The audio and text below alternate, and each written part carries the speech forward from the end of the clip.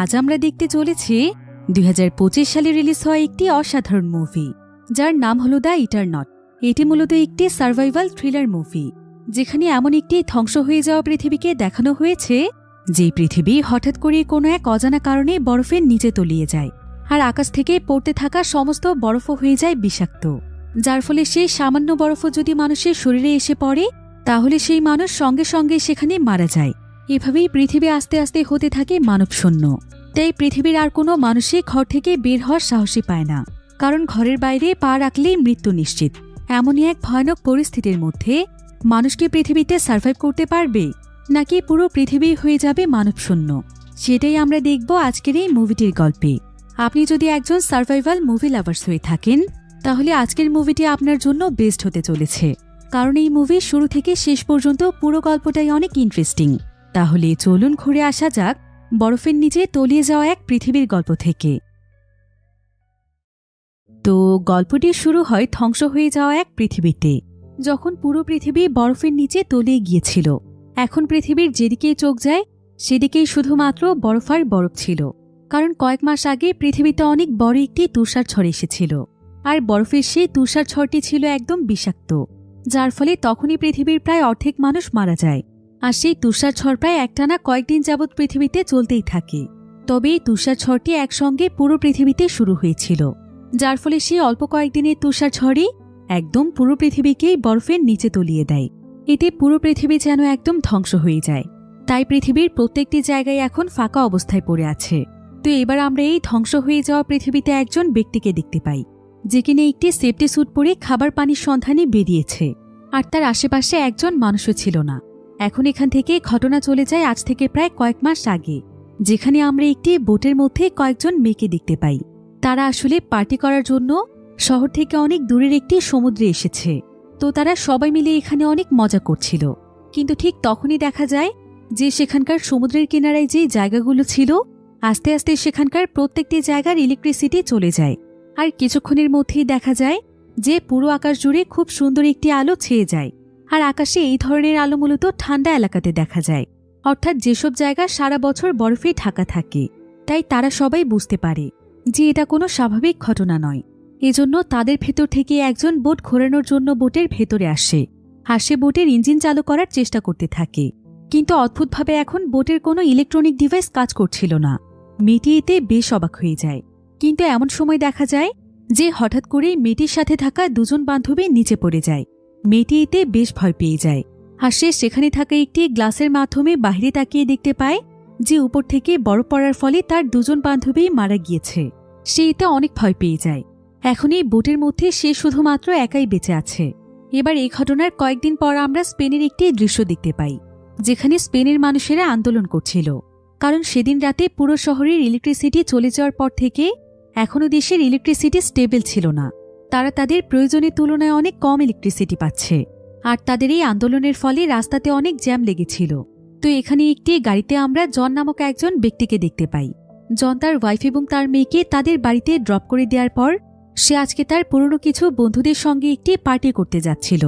তবে রাস্তাতে অনেক জ্যামের কারণে তার সেখানে পৌঁছতে লেট হয়ে যায়। এরপর সে কোনো মতে তার আলফ্রেডো নামক একজন বন্ধুর বাড়িতে আসে, যেখানে তার বাকি বন্ধুরা অলরেডি চলে এসেছিল। আর তারা সবাই মিলে এখানে টিভিতে একটি নিউজ দেখছিল। নিউজটিতে দেখানো হচ্ছিল যে অনেক বড় একটি ফ্যাক্টরিতে আগুন লেগে গিয়েছে এবং সেখানকার বিষাক্ত গ্যাস লিক হয়ে গিয়েছে। যদি কোনোভাবে সেই গ্যাস বাহিরে ছড়িয়ে পড়ে তাহলে সকল মানুষ অনেক বড় বিপদে পড়ে যাবে। তবে জন এখানে তাদেরকে বলে, তোরা এসব কি নিউজ দেখছিস? এভাবে সময় নষ্ট না করে আমাদেরকে আমাদের কাজে মনোযোগ দেওয়া উচিত। এরপর তারা সবাই মিলে সেখান থেকে গেম খেলতে চলে যায়। আর কিছুক্ষণ পর একজন ডেলিভারি ম্যান এসে তাদেরকে একটি ড্রিঙ্কস দিয়ে যায়। এই ডেলিভারি ম্যানের নাম ছিল ভিসেন্তে। তো তারা সবাই ড্রিঙ্ক করতে করতে অনেক মজা করে গেম খেলছিল, কিন্তু ঠিক তখনই সেখানকার ইলেকট্রিসিটি চলে যায়। এই ইলেকট্রিসিটির সমস্যা আসলে শুধুমাত্র তাদের শহরেই ছিল না, বরং এখন পুরো পৃথিবীর পরিস্থিতি এমন ছিল। তবে ঠিক তখনই সেখানে অ্যানা নামক একজন মহিলা চিৎকার করে ওঠে, যে কিনা ছিল আলফ্রেডোর ওয়াইফ, কারণ সে বাইরে তাকিয়ে দেখতে পায় যে সেই ভিনচেন্তো নামক ডেলিভারি ম্যান সেখানে মরে পড়ে আছে। অ্যানার চিৎকার শুনে জন এবং তার বাকি বন্ধুরা সেখানে চলে আসে, আর তারা দেখতে পায় যে সত্যি সত্যি ভিসেন্তে মারা গিয়েছে, আর ভিসেন্তের শরীরের উপর আকাশ থেকে বরফ পড়ছে। আর এভাবে বরফ পড়তে দেখে তারা সবাই তো অনেকটাই ভয় পেয়ে যায়, কারণ তাদের শহরে কোনোদিনও এর আগে বরফ পড়েনি, এমনকি তাদের এই অঞ্চলে বরফ পড়ার কথাও না। তাছাড়া এখন তাদের দেশে গ্রীষ্মকাল চলছিল। এখন এই দৃশ্য দেখে তারা সবাই বুঝতে পারে যে এই বরফটি তাহলে কোনো নর্মাল বরফ নয়, কারণ এর প্রভাবে ভিনচেন্তে মারা গিয়েছে। এই বরফের মধ্যে নিশ্চয়ই কোনো বিষক্রিয়া রয়েছে। তাই অ্যানা তখন দ্রুত সবাইকে বলে যে তাদের বাড়ির দরজা জানালা এবং যত ক্র্যাক রয়েছে সেই সব কিছুই যেন সবাই মিলে বন্ধ করে দেয়, যাতে করে কোনোভাবেই বিন্দুমাত্র বরফ বাড়ির ভেতরে আসতে না পারে, তা না হলে তারাও বিষক্রিয়ায় মারা যেতে পারে। তাই তারা সবাই বাড়ির প্রত্যেকটি ক্র্যাককে সিল করে দিচ্ছিল। তবে আলফ্রেডো ছাড়া তার যে বাকি বন্ধুগুলো ছিল তারা সবাই এখন তাদের পরিবার নিয়ে দুশ্চিন্তা করছিল, কারণ তাদের পরিবার এখন বাড়িতে একাই রয়েছে। আর সবচাইতে ভয়ানক ব্যাপার হচ্ছে যে এখন তাদের ফোন এবং কম্পিউটার কিছুই কাজ করছিল না। তাই তারা এখন চাইলেও তাদের পরিবারকে সতর্ক করতে পারবে না। তবে এখানে সবচাইতে বেশি দুশ্চিন্তায় পড়ে যায় রুশো। তাই রুশো তখন তার পরিবারকে বাঁচানোর জন্য কোনোমতে একটি জ্যাকেট মাথায় দিয়ে সেখান থেকে বেরিয়ে যাচ্ছিল। যদিও সবাই তাকে থামানোর চেষ্টা করে, কিন্তু সে কারো কোনো কথাই শোনে না, বরং সে দ্রুত সেখান থেকে বেরিয়ে যায়। সবাই তখন তার পরিস্থিতি দেখার জন্য জানালার কাছে আসে আর প্রে করতে থাকে যাতে করে সে সুরক্ষিত থাকে। কিন্তু কিছুক্ষণ পরেই দেখা যায় ভিসেন্তের মতোই যখনই তার উপরে বরফ পড়তে শুরু করে তখনই সেই বরফের বিষক্রিয়ায় সেও মারা যায়। সবাই এতে অনেক কষ্ট পাচ্ছিল, এমনকি অনেক ভয়ও পাচ্ছিল। আলফ্রেডো বাদে বাকি সবাই চিন্তা করছিল যে তারা এখন তাদের বাড়িতে কিভাবে পৌঁছবে, আর তাদের পরিবারের সবাই সুরক্ষিত আছে তো। তারা সবাই যখন এসব নিয়ে দুশ্চিন্তা করছিল ঠিক তখনই তাদের দরজায় কেউ একজন নক করে। এরপর তারা সবাই যখন গিয়ে দরজা খুলে দেয় তখন দেখা যায় যে এখানে একজন ডেলিভারি গার্ল এসেছে। হয়তো কারো বাসায় ডেলিভারি করতে এসে সে আটকা পড়ে গিয়েছিল। মেয়েটি জানায় যে তার ডেলিভারি করার বাইকটি খারাপ হয়ে গিয়েছিল, যার কারণে সে এখানকার একটি রাস্তার কিনারায় ফেসে গিয়েছে। আর সৌভাগ্যবশত তার কাছে একটি ওয়াটার শিল্ড ছিল, যার কারণে যখনই বরফ পড়তে শুরু করেছে তখন সে শুধুমাত্র ঠান্ডা থেকে বাঁচার জন্যই শিলটি তার গায়ে দিয়েছিল। কিন্তু পরক্ষণেই সে তার চোখের সামনে কয়েকজনকে মারা যেতে দেখে সে বুঝতে পারে যে এই বরফের মধ্যে বিষাক্ত কোনো কিছু রয়েছে। তবে এই ওয়াটার শিল্ডের কারণেই সে বেঁচে গিয়েছে। আর আলফ্রেডোদের বাড়ির পেছনে একটি পুরনো গ্যারেজ রয়েছে। এই মেয়েটি সেই গ্যারেজের মাধ্যমেই এসেছে। মেয়েটিকে দেখে জনের মাথায়ও আইডিয়া আসে। সে চিন্তা করে যে সেও এই মেয়েটির মতোই তার বাড়িতে যাবে, কারণ তার ওয়াইফ এবং মেয়ের জীবন এখন অনেক ঝুঁকিতে রয়েছে। আর মেয়েটিকে দেখে তারা তো এখানে বুঝতেই পেরেছে যে শরীর ঢেকে রাখতে পারলে তারা সুরক্ষিত থাকবে। তাই জন তখন আলফ্রেডোর গ্যারেজের একটি গাড়ি স্টার্ট করতে যায়। তবে গ্যারেজে থাকা প্রত্যেকটি গাড়ি খারাপ ছিল, তাই তাকে এখন পায়ে হেঁটেই যেতে হবে, কারণ গতকাল রাতে সে যে গাড়িটি নিয়ে এসেছিল সেই গাড়িটি সে এখান থেকে দূরের একটি গ্যারেজে রেখে এসেছিল, যেখানে যাওয়া এখন তার পক্ষে সম্ভব নয়। আলফ্রেডো তখন জনকে ভেতরে নিয়ে যায়, আর তারা সবাই মিলে জনকে পুরনো কিছু জিনিসপত্র দিয়ে একটি সেফটি স্যুট তৈরি করে দেয়। এমনকি তাকে একটি গ্যাস মাস্কও পরিয়ে দেয়, যাতে করে নিঃশ্বাসের মাধ্যমে তার ভেতরে বিষাক্ত গ্যাস ঢুকতে না পারে। এরপর যখন বাহিরে একটু ভোরের আলো ফোটে তখন জন তাদের সবার কাছ থেকে বিদায় নেয়, আর সবাই ভেতর থেকে বাহিরে দেখতে থাকে যে জনের পরিণতিও আবার ভিনচেন্তের মতো হবে না তো। সবাই এই বিষয়টি নিয়ে অনেক দুশ্চিন্তায় ছিল। অন্যদিকে জনও অনেক সাহস করে বাহিরে পা রাখে, আর তার উপর অল্প অল্প করে স্নো পড়তে শুরু করে। তবে সৌভাগ্যবশত দেখা যায় যে জনের এই সেফটি স্যুটটি তার কাজে লাগে, অর্থাৎ এই স্যুটটির জন্যই সে বিষাক্ত স্নোফলের হাত থেকে বেঁচে যায়। সবাই এতে যেন নিজের মাঝে প্রাণ ফিরে পায়। এরপর জন সবাইকে বাহির থেকে ইশারা দিয়ে বলে যে সে খুব শীঘ্রই তার ওয়াইফ এবং মেয়েকে নিয়ে ফিরে আসবে। এরপর তারা সবাই মিলে একসঙ্গে কোনো সুরক্ষিত জায়গাতে যাবে। এই বলেই জন সেখানে যেতে শুরু করে, যেখানে তার ওয়াইফ এবং মেয়ে রয়েছে। তবে আশেপাশের পরিস্থিতি দেখে সে একদম অবাক হয়ে যায়, কারণ এক রাতের মধ্যেই সবকিছু যেন একদম ধ্বংস হয়ে গিয়েছে। রাস্তাঘাটে সবকিছু পরিত্যক্ত অবস্থায় পড়ে আছে, এবং চারিপাশে পশু পাখি এবং অনেক মানুষের লাশও পড়ে আছে। হয়তো তারা সময় মতো স্নোর হাত থেকে বাঁচতে পারেনি। এমন সময় জন পেছনে তাকিয়ে দেখতে পায় যে একটি টাওয়ারের মধ্যে একজন মানুষের লাশ ঝুলছে। এই ব্যক্তি মূলত ছিল একজন ইলেকট্রিশিয়ান। টাওয়ারটিতে ইলেকট্রিক কাজ করতে এসে সে এখানেই মারা গিয়েছে। বিষয়টি দেখে জনের অনেক খারাপ লাগে। অন্যদিকে আমরা আলফ্রেডোর ওয়াইফ অ্যানাকে দেখতে পাই। অ্যানা ক্লান্ত হয়ে ঘুমিয়ে পড়েছিল, আর যখন তার ঘুম ভাঙে তখন সে দেখতে পায় যে অনেক বেলা হয়ে গিয়েছে, কিন্তু এখনও বাহিরে বরফ পড়ছে। তবে অন্যদিকে আলফ্রেডো সারা রাত দুশ্চিন্তায় ঘুমোয়নি। তাই অ্যানা তখন আলফ্রেডোর জন্য কিচেনে একটু চা বানাতে যায়। তবে সবাই অ্যানাকে এমনটা করতে নিষেধ করছিল, কারণ হতে পারে যে পানির মধ্যেও বিষাক্ত গ্যাস ছড়িয়ে পড়েছে। তাই সব কাজ এখন তাদেরকে অনেক সাবধানে করতে হবে। ভুল করেও বাহিরের খাবার বা পানি যাচাই না করে মুখে দেয়া যাবে না। তো তারা তো চাইলেও এখন ট্যাবের পানি খেতে পারবে না। এদিকে তাদের কাছে মাত্র কয়েক বোতল পানি মজুদ ছিল। তাই সবাই এতে অনেক দুশ্চিন্তায় পড়ে যায়। এরপর অ্যানা তাদের সবাইকে বলে যে তাদের বাড়ির আশেপাশে একটি স্টোর রয়েছে, সেখান থেকেই তাদেরকে খাবার পানি এনে স্টোর করে রাখতে হবে। তবে আপাতত এখন তাদের কাছে যেইটুকু খাবার পানি রয়েছে সেগুলো এখন তাদেরকে সুরক্ষিত রাখতে হবে। কারণ বাহিরে এখন নিশ্চয়ই তাদের মতো অনেক মানুষেরা আছে, আর সবাই তো ভালো মানুষ হয় না। তাই তারা হয়তো তাদের উপর হামলা করে তাদের খাবার পানি নিয়ে যেতে পারে। এবার এমন সময় সেখানকার স্টোর রুম থেকে আলফ্রেডো আসে।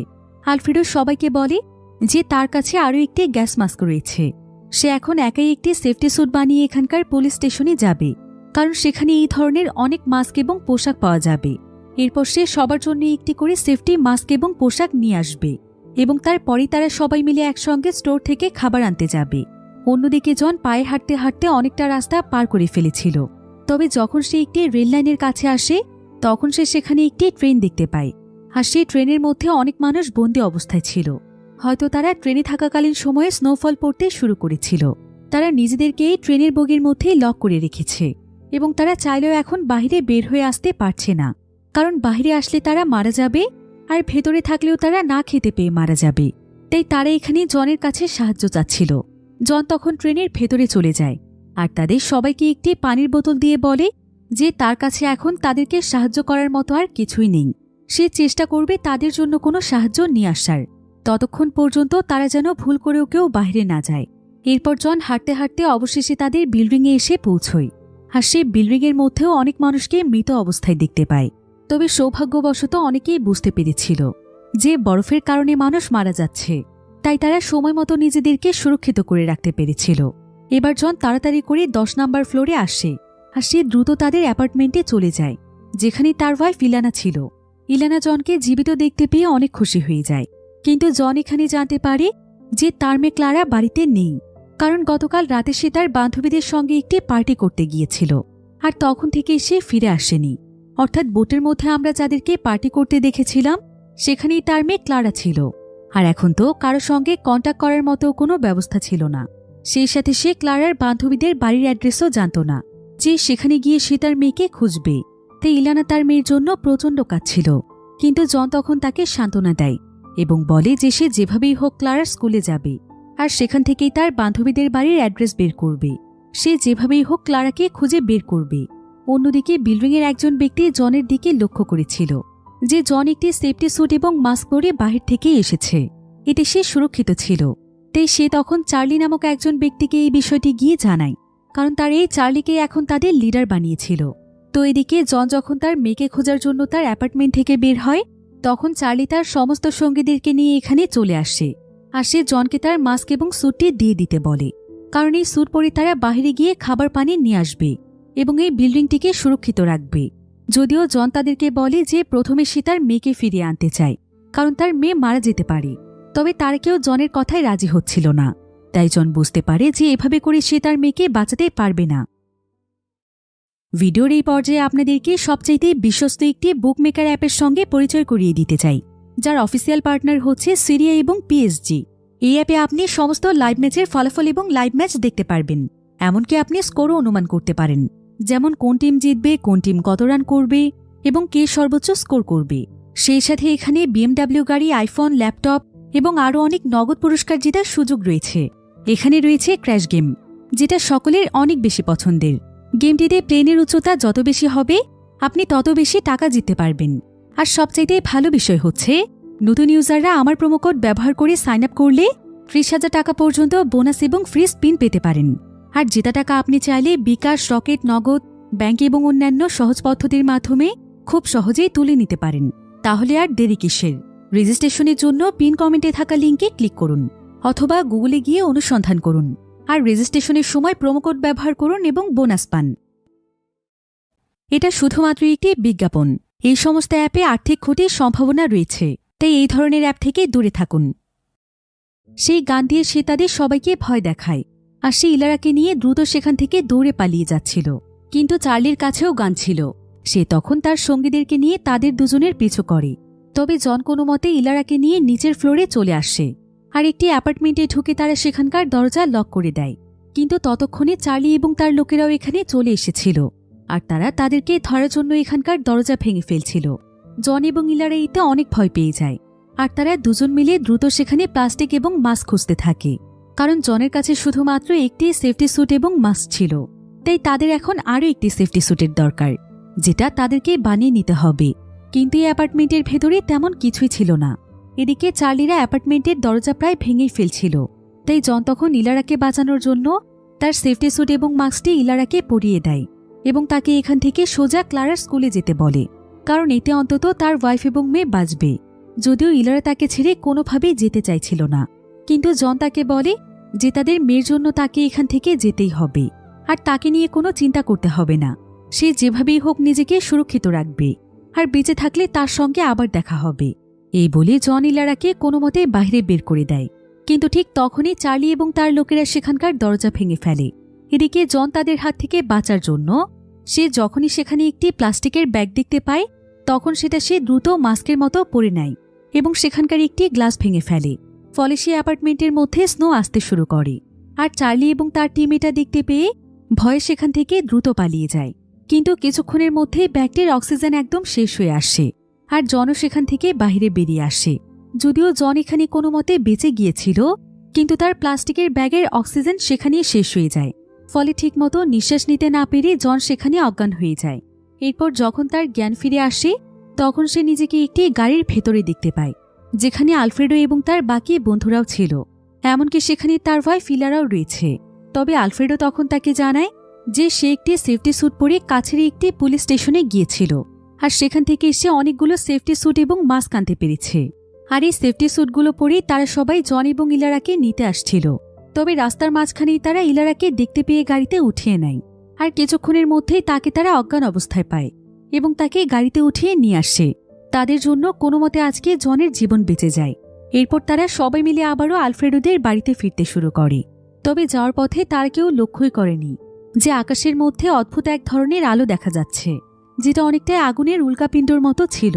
অর্থাৎ হয়তো সামনে আরও অনেক বড় বিপদ আসতে চলেছে। তো এবার তারা সবাই মিলে আলফ্রেডোদের বাড়িতে চলে আসে, যাতে করে তারা সবাই প্ল্যান করতে পারে যে সামনে তারা কি করবে। তবে এখানে পৌঁছানোর কিছুক্ষণ পরেই তারা বাইরে তাকিয়ে দেখতে পায় যে একজন ব্যক্তি তাদের বাড়ির দিকেই আসছে।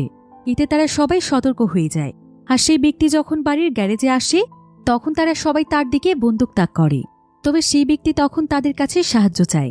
এরপর তারা সবাই মিলে তখন তাকে ভেতরে নিয়ে আসে। দেখা যায় যে এই ব্যক্তির নাম হচ্ছে বনিত। এই এলাকাতেই তার হার্ডওয়্যারের একটি দোকান ছিল আর আলফ্রেডো তাকে আগে থেকেই চিনত। তো বনিত এখানে সবাইকে বলে যে সে এখানকার আশেপাশের একটি জায়গাতে অনেকগুলো মানুষের সাথে একসঙ্গে সার্ভাইভ করছে, কিন্তু সেখানে এখন খাবার পানির অনেক অভাব দেখা দিয়েছে, তাই সে খাবার পানির সন্ধানে বেরিয়েছে। একথা শুনে আলফ্রেডো তখন তাকে বলে, আমাদের পক্ষে সম্ভব হলে আমরা সবাইকে সাহায্য করতাম, কিন্তু এমন পরিস্থিতিতে এখন আমাদের নিজেদের কথাই ভাবতে হবে। তারপরও আলফ্রেডো বনিতকে বেশ কিছু খাবার এবং পানি দিয়ে দেয়, যেগুলো তারা এখানকারই একটি স্টোর থেকে এনে সংগ্রহ করে রেখেছে।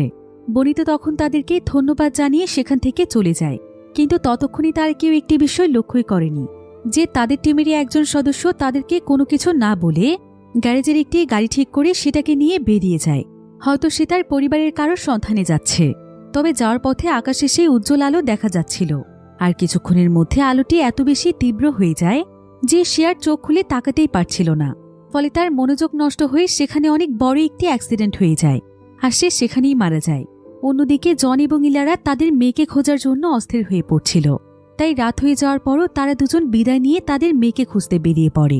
তবে এখন তুষারপাতের গতি অনেক বেশি ছিল, তাই ভালোভাবে সামনের রাস্তাগুলো দেখা যাচ্ছিল না। এদিকে জন এবং ইলারা রাস্তার মাঝখানে চেক করছিল আর সৌভাগ্যবশত তারা একটা গাড়ি পেয়েও যায়। তবে এমন সময় তারা সেখানে আরও কিছু গাড়ির আওয়াজ পায়, যেটা কিনা অন্যান্য সার্ভাইভার্সদের ছিল। তবে তারা আসলে খাবার পানি লুট করতে বেরিয়েছে। তাই জন এবং ইলারা তারা দুজনেই সেখানে লুকিয়েছিল।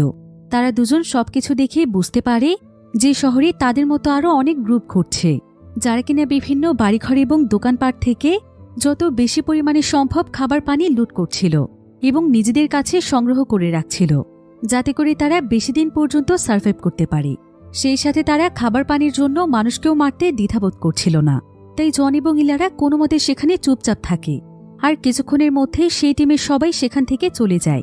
আর জন এবং ইলারাও তখন সোজা তাদের মেয়ের স্কুলে চলে আসে। আর তারা সেখান থেকে তার মেয়ের বান্ধবীদের অ্যাড্রেস বের করে ফেলে। এরপর যখন তারা দুজন মিলে স্কুল থেকে বের হতে যাবে, তখন তারা স্কুলের ক্যান্টিনের ভেতর থেকে একটি আওয়াজ শুনতে পায়। এরপর তারা ক্যান্টিনের দরজার কাছে গিয়ে দেখতে পায় যে পৃথিবী যখন ঠিকঠাক ছিল, অর্থাৎ দুদিন আগে যখন স্কুলে ক্লাস চলছিল, তখন কিছু দুষ্টু বাচ্চারা মিলে পাবলো নামক একটি বাচ্চাকে সেখানে বন্দি করে রেখেছে। আর সে প্রায় 2 দিন যাবৎ এখানেই আটকা পড়ে আছে। আর এটা যেহেতু একটি ক্যান্টিন ছিল, তাই পাবলোর খাবার পানির কোনো সমস্যা হয়নি। তবে পাবলো অনেক বেশি আতঙ্কিত অবস্থায় ছিল। তাই জন তখন প্রথমে তাকে শান্ত করে। এরপর সে তাকে জানায় যে পৃথিবীতে এখন কি চলছে আর কিভাবে স্নোফলের কারণে মানুষ মারা যাচ্ছে। পাবলো তখন বাইরে তাকিয়ে দেখতে পায় যে সত্যি সত্যি তার স্কুলেরও অনেক বাচ্চা মারা গিয়েছে। সে তো অনেক ভয় পেয়ে যায়। অন্যদিকে আলফ্রেডো এবং তার সঙ্গীরা বাড়িতে বসেই দেখছিল যে আশেপাশে অনেকগুলো ডাকাত দল চলে এসেছে। আর তারা যেখান থেকেই পারছে সেখান থেকেই খাবার নিয়ে নিচ্ছে, এমনকি মানুষের কাছ থেকেও তাদের খাবার ছিনিয়ে নিচ্ছে। তাই যত তাড়াতাড়ি সম্ভব তাদেরকেও খাবার সংগ্রহের জন্য বের হতে হবে। তা না হলে এই ডাকাত দলেরা যেভাবে সমস্ত খাবার লুটপাট করছে, তাতে করে পরবর্তীতে তারা কোনো খাবার বা পানি কিছুই পাবে না। তাই আলফ্রেডো এবং তার ওয়াইফ অ্যানা তৈরি হয়ে যায়। আর তাদের বাড়িতে যে ডেলিভারি গার্ল এসেছিল, তারা সেই মেয়েটিকে বলে যায় যে তাদের বাড়ির খেয়াল রাখতে, যাতে করে কোনো ডাকাত দল এখানে ঢুকতে না পারে। এই বলে আলফ্রেডো বাইরে এসে তার ওয়াইফকে নিয়ে একটি গাড়ি খুঁজে বের করে। এরপর তারা সেই গাড়ি নিয়ে খাবার পানির সন্ধানে চলে যায়। আর যাওয়ার পথে তারা দুজন প্ল্যান করছিল, এরপর জন এবং ইলারা যখন তাদের মেয়েকে নিয়ে চলে আসবে, তখন তারা সবাই মিলে তাদের পুরো বাড়িটিকে সিল করে ফেলবে, যাতে করে বাইরের কোনো মানুষ তাদের উপর আক্রমণ করতে না পারে। কারণ যখন সমস্ত স্টোরগুলো থেকে খাবার নেওয়া শেষ হয়ে যাবে, তখন ডাকাত দলেরা বাড়ির দিকেই বেশি টার্গেট করবে।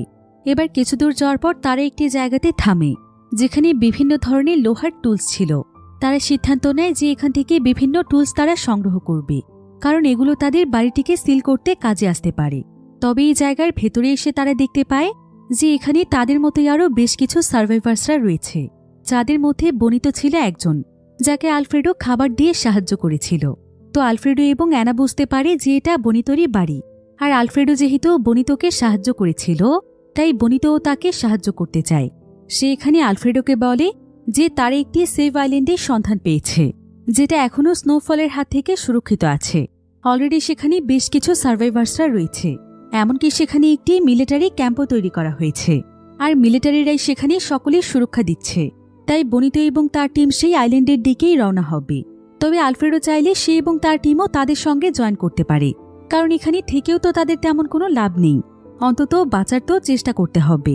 আলফ্রেডোর কাছে বনিতর এই প্রস্তাবটি বেশ ভালো মনে হয়, কারণ এখানে সার্ভাইভ করেও তাদের কোনো লাভ নেই। কিছুদিন পর এই শহরের পরিস্থিতি একদম বদলে যাবে, এমনকি তাদের কাছে থাকা খাবার পানি সবকিছু ফুরিয়ে যাবে। তাই বনিতদের সঙ্গে যাওয়াটাই তাদের জন্য বুদ্ধিমানের কাজ হবে। অন্যদিকে আমরা জন এবং ইলারাকে দেখতে পাই। তারা দুজন পাবলোকে নিয়ে তার বাড়িতে আসে, যাতে করে তারা পাবলোকে তার মা বাবার হাতে তুলে দিতে পারে। কিন্তু এখানে আসার পর তারা জানতে পারে যে পাবলোর মা বাবা দুজনেই মারা গিয়েছে। আর এটা জানতে পেরে পাবলো সেখানে অসুস্থ হয়ে পড়ে। জন এবং ইলারা এতে অনেক ভয় পেয়ে যায়। আর জন তখন তাদের দুজনকে নিয়ে একটি ফার্মেসির দিকে যায়, যেখান থেকে তারা পাবলোর জন্য মেডিসিন নিতে পারবে। তো কিছুক্ষণের মধ্যেই তারা একটি ফার্মেসির ভেতরে চলে আসে। তবে এমন সময় তারা বাহিরে একজন মহিলাকে দেখতে পায়, যে কিনা প্রেগনেন্ট ছিল। জন এবং ইলারার তাকে দেখে অনেক মায়া হয়, তাই তারা ফার্মেসির গেট খুলে তাকে ভেতরে আসতে দেয়। কিন্তু আসলে এটা একটা ট্র্যাপ ছিল, কারণ সেই মহিলার সঙ্গে তার পুরো টিম রয়েছে। তো সেই টিমের সবাই ভেতরে এসে জন এবং ইলারার দিকে বন্দুক তাক করে। আর তারা জোর করে জনের কাছ থেকে তাদের গাড়ির চাবিটি নেওয়ার পর জন এবং ইলারাকে সেখানকার একটি বাথরুমের মধ্যে বন্দি করে দেয়। আর যখন সেই টিমের সবাই সেখান থেকে চলে যায়, তখন পাবলো এসে তাদেরকে মুক্ত করে দেয়, কারণ পাবলো এতক্ষণ সেখানকারই একটি জায়গাতে লুকিয়েছিল। অন্যদিকে আলফ্রেডো এবং অ্যানা বাড়িতে আসার পর আলফ্রেডো অ্যানার সঙ্গে ডিসকাস করছিল যে আসলেই তাদের শহর ছেড়ে যাওয়াটা ঠিক হবে কিনা। অ্যানা তখন তাকে বলে যে তাদেরকে এখান থেকে যেতেই হবে, তা না হলে কিছুদিন পরেই শহর আর বসবাসের উপযোগী থাকবে না, কারণ এখানকার মানুষ আস্তে আস্তে অনেক হিংস্র হয়ে উঠছে। তাই তার আগেই তাদেরকে কোনো সেফ জায়গাতে যেতে হবে। তো আলফ্রেডো বনিতর কাছ থেকে যে দ্বীপের ব্যাপারে জেনেছিল, সেই দ্বীপের ব্যাপারে সঠিক তথ্য জানার জন্য আলফ্রেডো তাদের বাড়ির সমস্ত রেডিওগুলোকে অন করার চেষ্টা করছিল, কিন্তু কিছুতেই কোনো লাভ হয় না। আলফ্রেডো বাড়ির ছাদের উপরে গিয়ে সেখানকার অ্যান্টেনাও ঠিক করে, কিন্তু এতেও কোনো লাভ হয় না। এরপর আলফ্রেডো তাদের কম্পাসগুলো চেক করছিল, যেটার মাধ্যমে তারা দিক নির্দেশনা করে সেভ আইল্যান্ডের দিকে যেতে পারবে। কিন্তু এখন তো এই কম্পাসও কাজ করছিল না। অন্যদিকে জন, ইলারা এবং পাবলো এখন পায়ে হেঁটেই রাস্তা পার করছিল।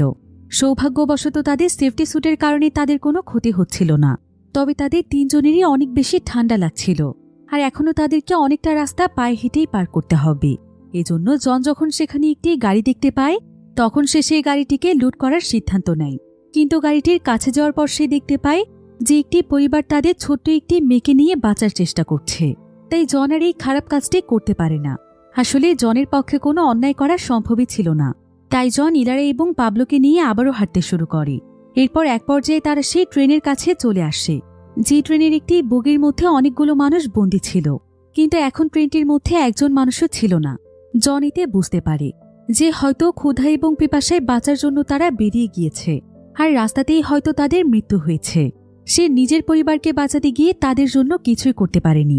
তাদের কথা তো সে ভুলে গিয়েছিল। এসব ভেবে জন অনেকটাই কষ্ট পাচ্ছিল, কিন্তু এমন পরিস্থিতিতে তারও কিছুই করার ছিল না। এরপর জন ক্লান্ত হয়ে ইলারি এবং পাবলোকে নিয়ে আলফ্রেডোর বাড়িতে চলে আসে। আর এখানে এসে তারা জানতে পারে যে আলফ্রেডো এবং বাকি সবাই একটি সেভ আইল্যান্ডের দিকে যাচ্ছে, কারণ এখানে থাকলে তাদের জীবনে ঝুঁকি রয়েছে। আলফ্রেডো তখন জনকে বোঝায় যে অনেক হয়েছে, তার মনে হয় না যে এতক্ষণ পর্যন্ত তার মেয়ে বেঁচে আছে। তাই জনের এখন তার মেয়েকে খোঁজা বন্ধ করা উচিত। তার উচিত তাদের সঙ্গে সেভ আইল্যান্ডে যাওয়া। কিন্তু জন এতে অনেক রেগে যায়, আর সে আলফ্রেডোকে বলে যে সে তার মেয়েকে না পাওয়া পর্যন্ত কোথাও যাবে না। এসব নিয়ে আলফ্রেডোর সঙ্গে তার একটু তর্কাতর্কি হয়। এরপর তারা সিদ্ধান্ত নেয় যে জন এবং ইলারা আলাদাভাবে তাদের মেয়েকে খুঁজবে, আর আলফ্রেডো তাদের পুরো টিমকে নিয়ে সেভ আইল্যান্ডের দিকে রওনা হবে। এবার সকালবেলা জন এবং ইলারা সবকিছু রেডি করে ফেলে। অন্যদিকে আলফ্রেডো তার কয়েকজন টিম মেম্বারকে নিয়ে কাছের একটি শপ থেকে আরও বেশি খাবার এবং পানি আনতে যায়, যাতে করে যাওয়ার পথে তাদের খাবার পানির সংকট না দেখা দেয়। কিন্তু ভেতরে ভেতরে আলফ্রেডোর অনেক খারাপ লাগছিল যে সে তার সবচাইতে প্রিয় বন্ধু জনকে এখানে রেখে যাচ্ছে। তাই আলফ্রেডো ডিসাইড করে যে সে জনকে রেখে কোথাও যাবে না, বরং সে জনের সঙ্গে তার মেয়েকে খুঁজতে যাবে। এরপর তারা একসঙ্গে সেভ আইল্যান্ডের উদ্দেশ্যে রওনা হবে। তাই আলফ্রেডো তখন ইলারার বদলে জনকে তার সঙ্গে নিয়ে যেতে বলে। এরপর জন এবং সে দুজন মিলে বেরিয়ে পড়ে ক্লারাকে খুঁজতে। তবে হঠাৎ করেই মাঝ রাস্তাতে তারা দেখতে পায় যে অনেকগুলো গাড়ি দিয়ে একটি রাস্তা ব্লক করা আছে, আর এমনভাবে ব্লক করা আছে যে রাস্তার অপর প্রান্তে কিছুই দেখা যাচ্ছিল না। এমন সময় আবার সেখানে বেশ কয়েকটি মিলিটারিদের গাড়ি চলে আসে। এরপর কয়েকজন সোলজার তাদেরকে বলে যে এই জায়গা থেকে যতটা সম্ভব দূরে থাকতে।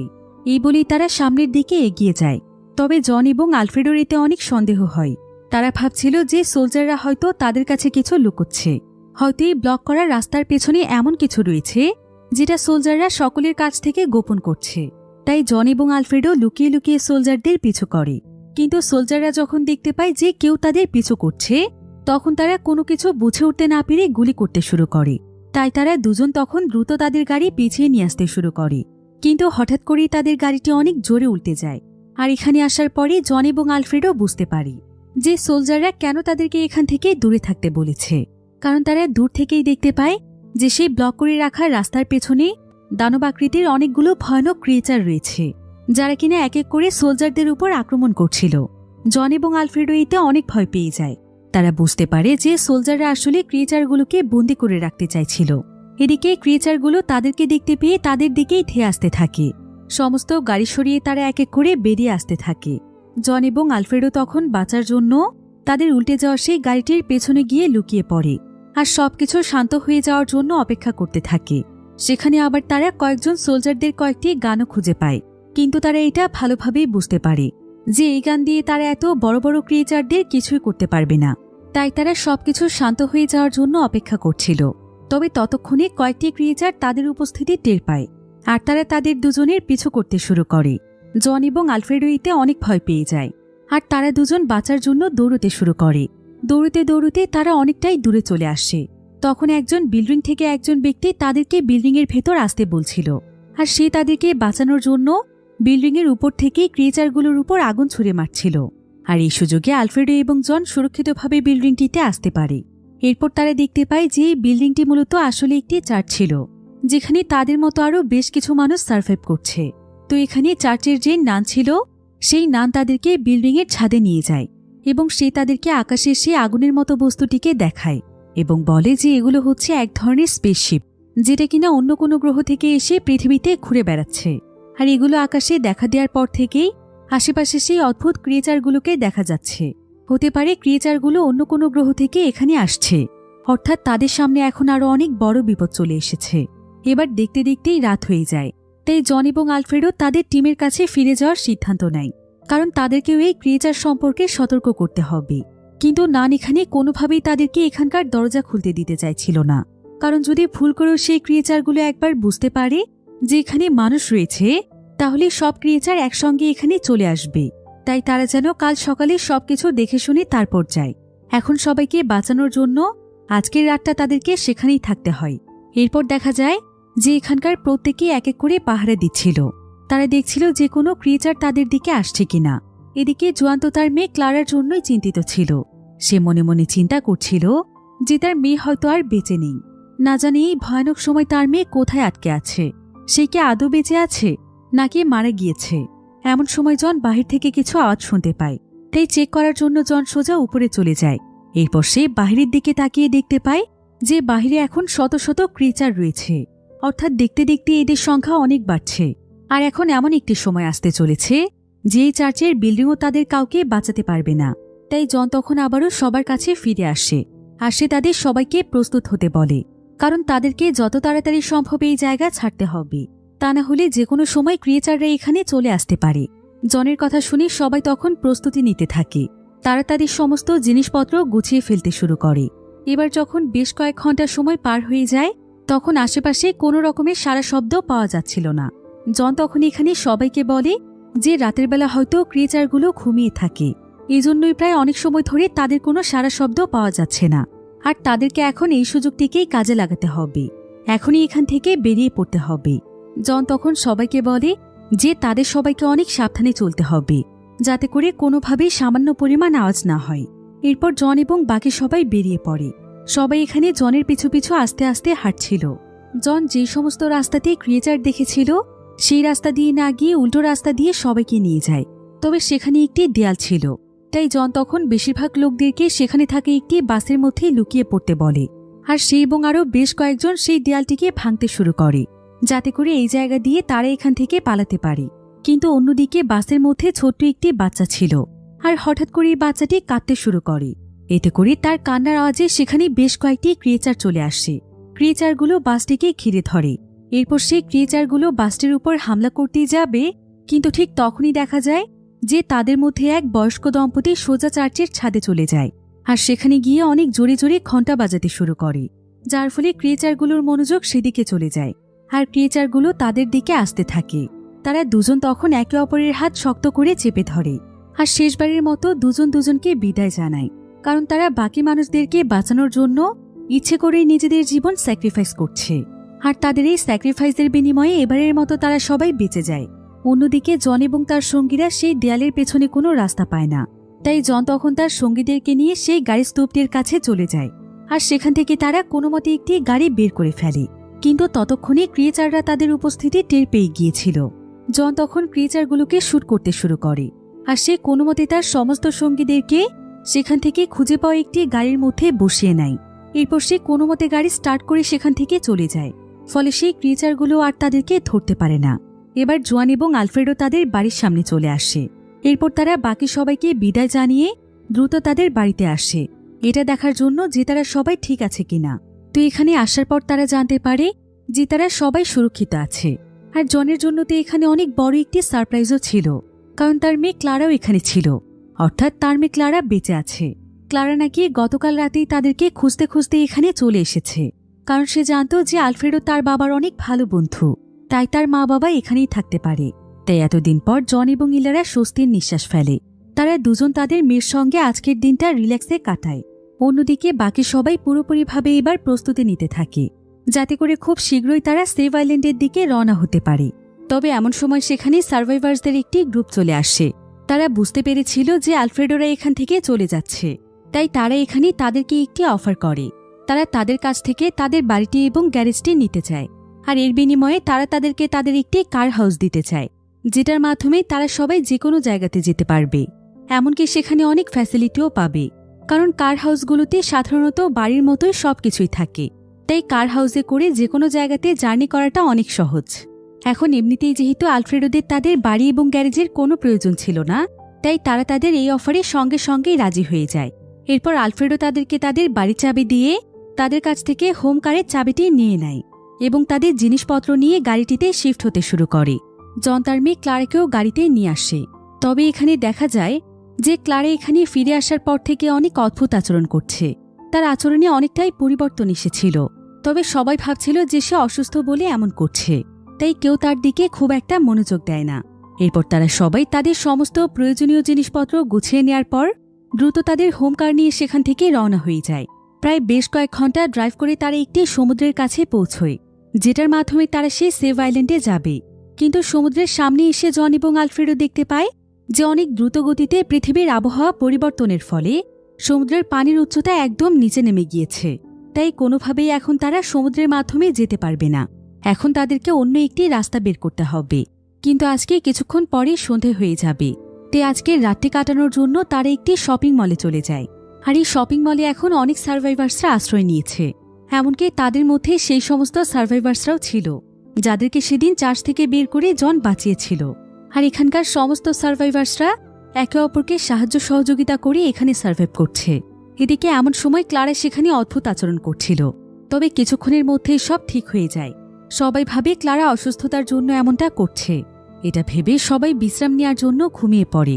এবার পরের দিন অনেক সকালবেলা জনের ঘুম ভেঙে যায়, কারণ সে শপিং মলের মধ্যে সকলের চিৎকারের আওয়াজ শুনতে পায়। এরপর সে যখন বিষয়টি চেক করতে আসে, তখন সে দেখতে পায় যে বাইরে স্নোফল পুরোপুরিভাবে থেমে গিয়েছে এবং আস্তে আস্তে রোদ উঠছে। সেই সাথে মানুষ এখন বাহিরে যেতে পারছে। তাদের এখন কিছুই হচ্ছে না, অর্থাৎ স্নোফল থেকে বিষাক্ত গ্যাস চলে গিয়েছে। এটা দেখে সবাই অনেক খুশি হয়ে যায়, কারণ পুরো পৃথিবী আবারও আগের মতো নর্মাল হয়ে যাবে। সবাই ভাবছিল যে এটা কোনো স্বপ্ন নয় তো, কিন্তু ঠিক তখনই সেখানে একটি গ্যাং চলে আসে আর তারা অনবরত বাইরে থাকা সবার উপর গুলি করতে থাকে। সবাই তখন নিজেদের জীবন বাঁচানোর জন্য সেখানে দৌড়তে শুরু করে। এদিকে জন এখানে নিজের টিমকে বাঁচানোর জন্য সে তার বন্দুক দিয়ে একাই সেই গ্যাংয়ের সঙ্গে লড়াই করতে থাকে। তবে সৌভাগ্যবশত তাদেরকে বাঁচানোর জন্য সেখানে আর্মি সোলজাররা চলে আসে আর তারা সেই গ্যাংয়ের উপর অ্যাটাক করে সমস্ত সার্ভাইভার্সদেরকে বাঁচিয়ে নেয়।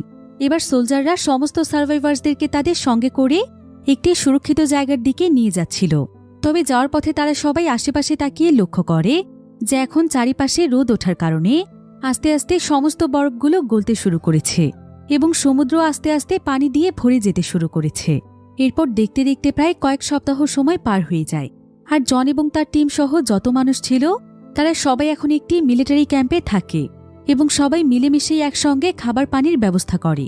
সেই সাথে সোলজাররা এখানে তাদেরকে মিলিটারি ট্রেনিংও দেয়, যাতে করে তারা সবাই মিলে সেই ক্রিয়েচারগুলোকে মারতে পারে এবং পৃথিবীকে সুরক্ষিত রাখতে পারে। অন্যদিকে এখন রেডিও সহ যত ইলেকট্রনিক ডিভাইস ছিল সবকিছুই আস্তে আস্তে কাজ করতে শুরু করেছিল। আর মিলিটারি ক্যাম্পের রেডিওর মাধ্যমে সবাই জানতে পারে যে পুরো পৃথিবী থেকেই নাকি সেই বিষাক্ত গ্যাস চলে গিয়েছে এবং আস্তে আস্তে মানুষ তাদের স্বাভাবিক জীবনে ফিরে যাচ্ছে। তবে কেউই বুঝতে পারছিল না যে এসবের শুরু কিভাবে হলো, আবার থেমেই গেল কিভাবে। তবে এখন পর্যন্ত তারা কেউই তাদের শহরে প্রবেশ করতে পারেনি, কারণ শহরে তো এখনও নিশ্চয়ই সেই ক্রিয়েচারগুলো রয়েছে। এবার একদিন সন্ধেবেলায় তারা একে অপরের সঙ্গে আলোচনা করছিল যে সোলজাররা নাকি তাদের মধ্য থেকেই কয়েকজন মানুষকে শহরে পাঠাতে চায়, যাতে করে তারা শহরের সমস্ত পরিস্থিতি দেখতে পারে যে শহরটি এখন থাকার উপযোগী কিনা। এজন্য তাদেরকে একটি ট্রেন ব্যবহার করতে হবে যেটা সোজা তাদের শহরের দিকে যায়। তো পরের দিন সকালবেলা জন এবং তার টিমের কয়েকজন সদস্যরা মিলে একটি পরিত্যক্ত ট্রেনকে সচল করে ফেলে আর তারা সবাই মিলে সেই ট্রেনটির মাধ্যমে শহরে প্রবেশ করতে পারে। এতে তারা সবাই অনেক খুশি হয়ে যায়। তবে ট্রেন থেকে নামার পর তারা দেখতে পায় যে আশেপাশের অনেক জায়গার বরফ গলে গিয়েছে, কিন্তু এখন শহরের অনেক জায়গা ধ্বংস হয়ে গিয়েছে। পুরো শহর পরিত্যক্ত অবস্থায় পড়ে আছে, আশেপাশে কোনো মানুষ নেই। এরপর তারা প্রত্যেকটি জায়গা চেক করে একদম অবাক হয়ে যায়, কারণ এখন শহরের মধ্যে সে একটি ক্রিয়েচারও ছিল না। তবে তারা বুঝতে পারছিল না যে হঠাৎ করে এই ক্রিয়েচারগুলো কোথায় গেল। হয়তো পৃথিবীতে এখন সেই বিষাক্ত গ্যাস না থাকার ফলে ক্রিয়েচারগুলোও চলে গিয়েছে। এবার তাদের পুরো গ্রুপটি দুই ভাগে ভাগ হয়ে যায়। এর মধ্যে একটি গ্রুপ চলে যায় শহরের অপর প্রান্তের পরিস্থিতি চেক করতে, আর জন এবং তার গ্রুপ চলে যায় একটি রেডিওর কাছে। তারা সবাই মিলে রেডিওটিকে সেট আপ করে রেডিওর মাধ্যমে তাদের বেসের মধ্যে এখানকার তথ্যগুলো পাঠাতে থাকে। তারা জানায় যে পৃথিবী এখন আবারও আগের মতো হয়ে গিয়েছে। এখন আশেপাশের কোথাও কোনো বিষাক্ত বরফ নেই, আর পৃথিবী থেকে বিষক্রিয়া চলে যাওয়ার ফলে সেই ক্রিয়েচারগুলোও কোথাও চলে গিয়েছে। কারণ পুরো শহরের কোনো জায়গাতেও একটি ক্রিয়েচারকে দেখা যায়নি। তারা আগেই ধারণা করেছিল হয়তো ক্রিয়েচারগুলো অন্য কোনো গ্রহের, হয়তো পৃথিবীর আবহাওয়া এখন তাদের অনুকূলে না থাকার ফলে তারা আবারও পৃথিবী থেকে ফিরে গিয়েছে। তাই পৃথিবী এখন মানুষের জন্য নিরাপদ। পৃথিবী আবারও মানুষের বসবাসের উপযোগী হয়ে উঠছে। যদিও পরিস্থিতি এখন আর আগের মতো নেই। তাদের ঘরবাড়ি, রাস্তাঘাট, তাদের প্রিয় শহর সবকিছু একদম ধূলিসাৎ হয়ে গিয়েছে। কিন্তু মানুষ চেষ্টা করলে সবকিছুই সম্ভব। তাই তারা সবাই মিলে একসঙ্গে ঘুরে দাঁড়াবে এবং কাঁধে কাঁধ মিলিয়ে নতুন এক পৃথিবী গড়ে তুলবে। আর এমনই একটি সুন্দর এন্ডিংয়ের মাধ্যমে গল্পটি এখানেই শেষ হয়ে যায়। এটা মূলত ছিল একটি সিরিজ, যেটা কিছুদিন আগে নেটফ্লিক্সে রিলিজ হয়েছিল। তবে সিরিজটি দেখার পর হয়তো আপনাদের মনে কোনো প্রশ্ন থাকতে পারে যে পৃথিবী হঠাৎ করেই কেন বদলে গেল, আর কেনই বা পৃথিবীর এতগুলো মানুষ মারা গেল। আসলে আমরা মানুষেরা কখনোই প্রকৃতির ঊর্ধ্বে নই। তাই পৃথিবীতে কখন যে কি ঘটে যাবে সেটা সৃষ্টিকর্তা ছাড়া কেউ জানে না। আর এতে খুব ভালোভাবেই বোঝা যায় যে পৃথিবীতে আসলে মানুষের অর্থ সম্পদ এবং ক্ষমতা কিছুই নয়। তো এই গল্পটি আপনাদের কাছে কেমন লেগেছে সেটা অবশ্যই আমাকে ভিডিওর নিচে কমেন্ট করে জানাতে ভুলবেন না। তো আজকের ভিডিও এই পর্যন্তই। দেখা হবে পরবর্তী নতুন কোনো ভিডিওতে। সে পর্যন্ত সবাই ভালো থাকুন, সুস্থ থাকুন। আল্লাহ হাফিজ।